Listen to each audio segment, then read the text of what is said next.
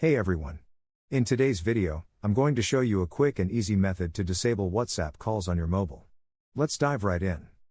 First things first, grab your device and head over to the settings. Once you are in, scroll down and scroll down more until you find WhatsApp. Once you've located WhatsApp, tap on it to proceed. Now, you can see many settings. Within the WhatsApp settings, disable both the microphone and camera. This action will block video and voice calls. However, keep in mind that this method comes with a small downside. You won't be able to take pictures within the WhatsApp app, but fear not, you can still send pictures from your device's library. Alternatively, there's another way to dodge those incoming calls.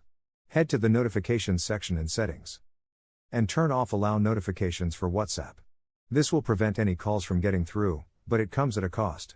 You won't receive any other notifications, such as messages. It's a trade-off, so choose the method that best suits your preferences. And there you have it, 2 simple ways to disable WhatsApp calls on your device. If this video helped you out, don't forget to leave a like, hit subscribe to our channel for more tech tips. Thanks for watching.